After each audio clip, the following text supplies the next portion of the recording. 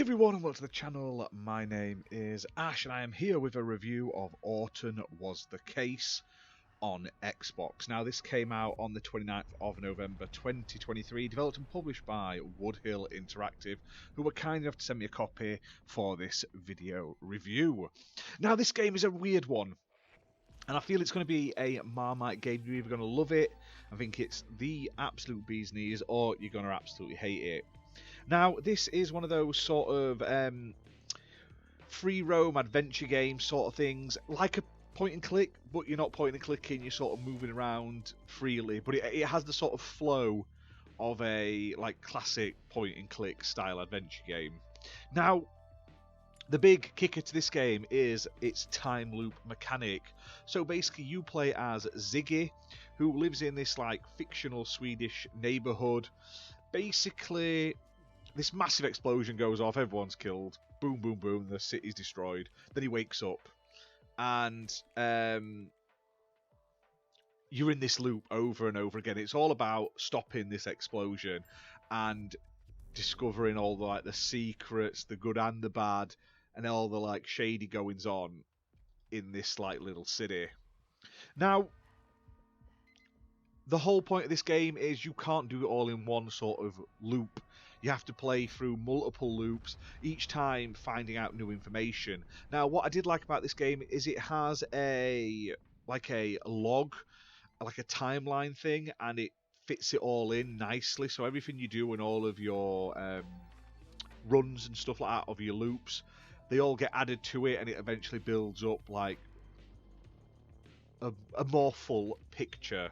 Now, like all these type of games, there are obviously puzzle sections, some of them quite like will tease your brain quite a lot.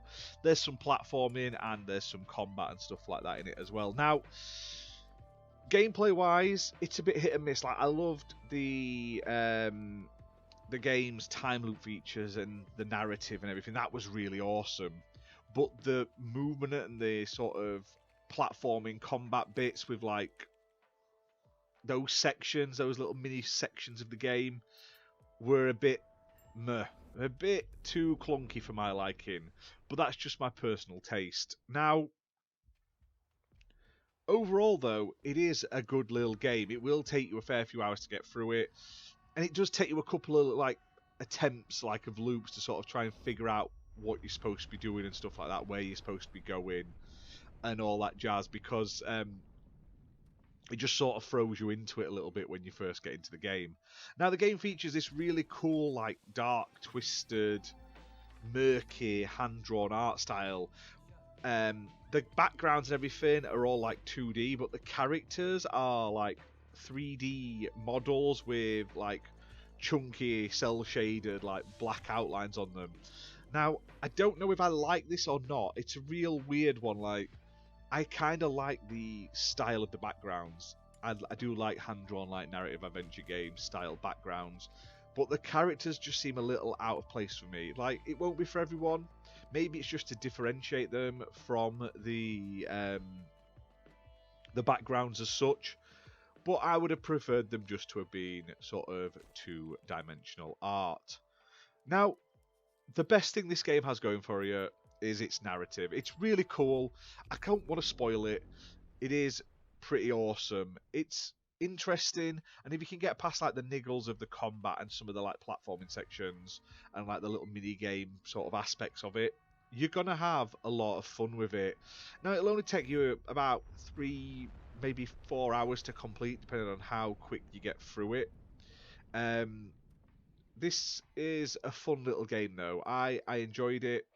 It's definitely worth a repeat playthrough, and if you're into like classic adventure games and stuff like that, these sort of slight puzzles, trying to figure out everything, talking to everyone, investigating the environments, then definitely this is one you should check out.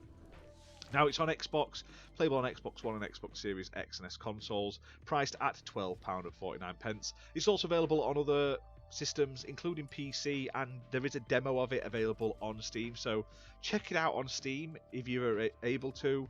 Like I say, it has a demo, so you can at least get a feel of how it plays. It does also support Xbox controllers and PlayStation pads on the Steam version, so you can play it like you would play it on your Xbox as well.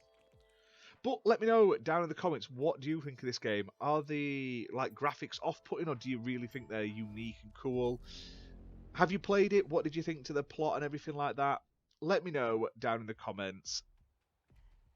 I'd love to hear from you guys. But other than that, hit that like button, hit subscribe, and we'll see you soon for more gaming content. Bye for now.